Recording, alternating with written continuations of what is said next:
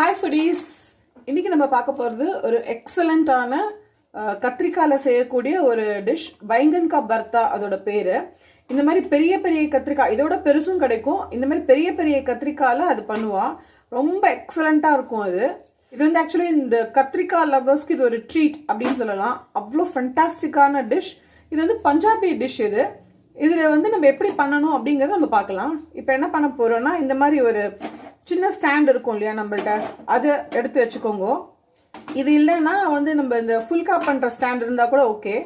இப்போ இதை வந்து நல்லா வாஷ் பண்ணிவிட்டு இதை வந்து நல்லா இந்த மாதிரி தொடச்சிடணும். தொடச்சிட்டு இப்படி ஃபுல்லாக கட் பண்ணக்கூடாது. பட் இந்த மாதிரி கட் பண்ணிட்டாக்க உள்ள பூச்சி ஏதாவது இருந்துருதுன்னா கூட நமக்கு தெரியும். ஸோ அந்த கத்திரிக்காயை நம்ம அவாய்ட் பண்ணிடலாம். அந்த போர்ஷன் மாத்திரம் இதை வந்து இந்த மாதிரி 4 sides நம்ம ஸ்லிட் பண்ணிட்டுறணும். அப்போ நமக்கு அந்த என்ன ஆகும்னா நம்ம சுட்டு எடுக்க போகிறோம் அந்த கத்திரிக்காவை. அந்த சுட்டு எடுக்கிறதே நமக்கு ஈவனாக எல்லா இடமும் சுட்டு கிடைக்கும். நல்ல ரோஸ்ட் ஆகி கிடைக்கும். இதுக்கு நான் வந்து இந்த மாதிரி 2 பச்சை மிளகாய் எடுத்துட்டுருக்கேன். அப்புறம் ஒரு 4-5 பல்லு பூண்டு எடுத்துட்டுருக்கேன். இப்போ இதை நம்ம செக் பண்ணிடலாம். பூச்சி ஏதாவது இருக்கா என்ன அப்படிங்கிறத நம்ம செக் பண்ணிட்டு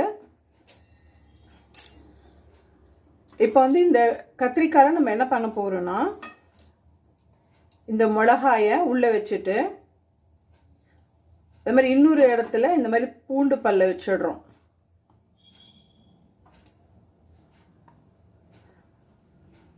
இது வந்து நீங்க இப்படி பூண்டு பல் வச்சும் பண்ணலாம். இல்லை எனக்கு வந்து இந்த இதிலெல்லாம் பூண்டு பல்லாம் வைக்க வேண்டாம் அப்படின்னாக்க நீங்கள் அதை அவாய்ட் பண்ணிடலாம். No issues. எப்படி இருந்தாலும் நம்ம வந்து இந்த நம்ம செய்யறதே வெங்காயம் தக்காளி எல்லாம் வதக்கிறதே நம்ம வந்து இஞ்சி பூண்டு விழுது போட தான் போகிறோம். எங்களுக்கு அதே போரும் அப்படின்னா கூட நோ ப்ராப்ளம்.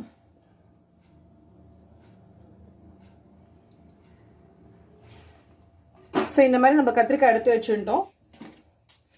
இந்த ஸ்டாண்டை நல்லா வாஷ் பண்ணி யூஸ் பண்ணிக்கோங்க. ஏன்னா இது மேலே தான் நம்ம வைக்க போகிறோம். ஸோ இப்போ இந்த கத்திரிக்காவை இதில் பிளேஸ் பண்ணிடலாம். இப்போ இது என்ன பண்ணணும்னா நம்ம வந்து இதுக்கு காம்பு இருந்ததுன்னா நீங்கள் காம்போட நீங்கள் வந்து பிடிச்சி திருப்பிக்கலாம். பட் நான் காம்பை வந்து கட் பண்ணிட்டேன். இந்த சிம்டாவால் நீங்கள் வந்து இப்படி திருப்பி விட்டுட்டே இருக்கணும். ஒரு ஃபுல் போர்ஷன் ஃபுல் கத்திரிக்காய் தோலும் நல்லா ரோஸ்ட் ஆகணும். அந்த ஃப்ளேவர் வந்து எக்ஸலண்ட்டாக இருக்கும். இந்த மாதிரி எல்லாத்தையும் பண்ணிட்டு நம்ம பார்க்கலாம். இப்போ நான் என்ன பண்ண போறேன், ஒரு ட்ராப் இதில் வந்து நான் ஆயில் போட்டிருக்கேன். ஜஸ்ட் ஒரு ட்ராப்பு இதை போட்டுட்டு ஆயில் நல்லா ஸ்ப்ரெட் பண்ணிட்டு அதுக்கப்புறம் நீங்க சுட்டு எடுக்கலாம்.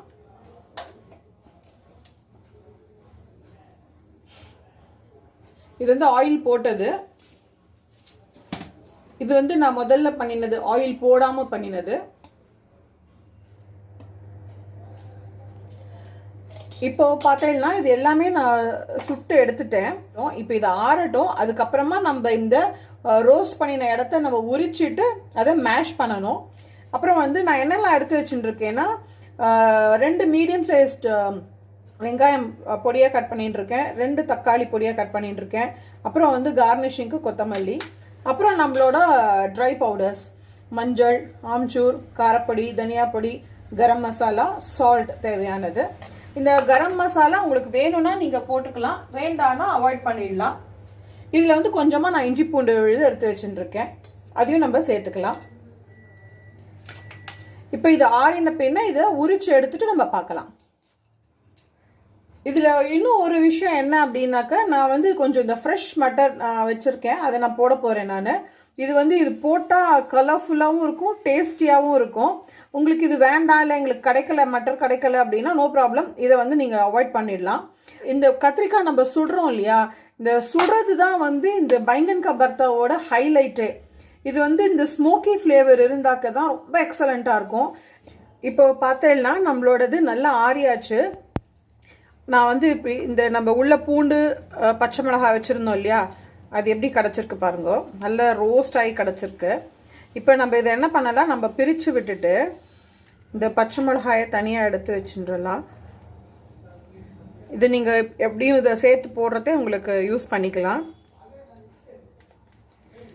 இதை வந்து நீங்கள் சூடு ஆறுறதுக்கு முன்னாடியே நம்ம அவசரமாக பண்ணணும்னு சொல்லிட்டு இதை தண்ணியில் வாஷ் பண்ணிடாதீங்கோ சுட்டு எடுத்த பின்ன. ஏன் அப்படின்னா அந்த ஸ்மோக்கி ஃப்ளேவர் எல்லாம் அந்த நீங்கள் வாஷ் பண்ணுற அந்த ஜலத்தோடையே போயிடும். அப்போ வந்து நமக்கு அந்த ஸ்மோக்கி ஃப்ளேவர் கிடைக்காது. இது எப்படி மசிச்சுன்றலாம். இப்போ இது நல்லா மசிச்சுண்டாச்சு. இது எப்படி பண்ணுறதுங்கிறத இப்போ பார்க்கலாம்.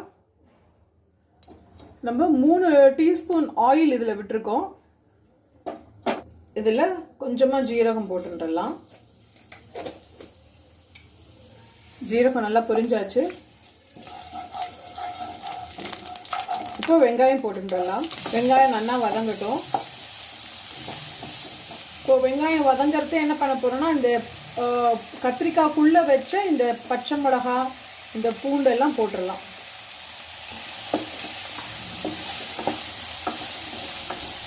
இது நீங்கள் இதில் சேர்க்க வேண்டாம்னா இதை நீங்கள் வந்து டிஸ்கார்ட் பண்ணிடலாம், நோ இஷ்யூஸ்.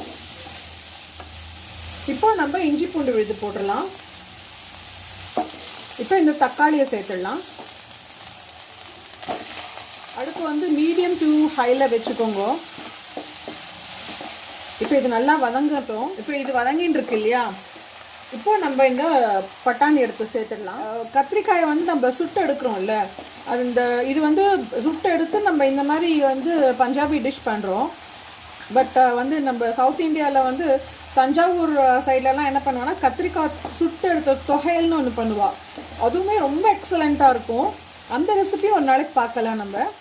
இப்போ இந்த மஞ்சப்பொடி போட்டுடலாம். அப்புறம் உப்பு சேர்த்துடலாம். இப்போ இதை மூடி வச்சு குக் பண்ணலாம். இப்போ பார்க்கலாம். வாவ். இப்போ என்ன பண்ணுறோம்னா நம்ம இந்த தனியா பொடி, காரப்பொடி, ஆம்ச்சூர் பவுடர், கரம் மசாலா இது எல்லாத்தையும் சேர்த்துடலாம். நம்ம வந்து ஆம்ச்சூர் பவுடர் ஏன் போடுறோம்னா நம்ம கத்திரிக்காய் கூட ஜென்ரலி நம்ம வந்து கொஞ்சமாக புளிப்பு சேர்ப்போம். அந்த டேஸ்ட்டுக்காக தான் வந்து இதில் ஆம்ச்சூர் போடுறோம். வெறும்னா இருந்ததுன்னா அந்த கத்திரிக்காய் வந்து இந்த நம்ம சாப்பிட்ற அந்த மசா இருக்காது கத்திரிக்காய். இதை போட்டுட்டு 2 நிமிஷம் நல்லா ஃப்ரை பண்ணிடலாம் ஓப்பனாக வச்சு. இப்போ நம்ம என்ன பண்ணலாம், இப்போது சிம் டு மீடியமில் வச்சுக்கலாம் அடுப்பை. அப்புறம் இந்த மேஷ் பண்ணியிருக்கோம் இல்லையா இந்த கத்திரிக்காவை, அதை நம்ம இதில் சேர்த்துடலாம். இதை போட்டுட்டு நல்லா மிக்ஸ் பண்ணிவிட்டு மூடி வச்சிடலாம். மூடி வச்சு ஒரு 5 நிமிஷம் குக் ஆனால் போகிறோம். ஏன்னா நம்ம வெங்காயம், தக்காளி, பட்டாணி எல்லாம் வந்து குக் ஆகிடுத்து. மசாலா போட்டிருக்கோம், அது இப்போ சேர்த்து குக் ஆகிடும். ஆல்ரெடி கத்திரிக்காவை நம்ம சுட்டு எடுத்தாச்சு. இந்த ஃப்ளேவர் அண்ட் டேஸ்ட் அந்த கத்திரிக்காய் கூட சேர்கிறதுக்காக தான் நம்ம வந்து இப்போ மூடி வச்சு குக் பண்ண போகிறோம். அதுக்கு இதை நல்லா மிக்ஸ் பண்ணிடணும். 5 நிமிஷம் கழிச்சு பார்க்கலாம். இப்போ நம்மளோட बैंगन का भरता ரெடி ஆகிடுது பாருங்க. இந்த மசாலாவோட இஞ்சி பூண்டு விழுதோட எந்த பச்சை ஸ்மெல்லும் இல்லை. இந்த கத்திரிக்காவும் எல்லாம் இந்த மசாலாவோட நல்லா சேர்ந்துடுது. நம்மளோட இந்த बैंगन का भरता ரெடி. இதில் என்ன பண்ண போகிறோன்னா ஜஸ்ட் இந்த கொத்தமல்லி தழையை தூவி கார்னிஷ் பண்ணிட போகிறோம். இப்போ பிளேட்டிங் பார்க்கலாம்.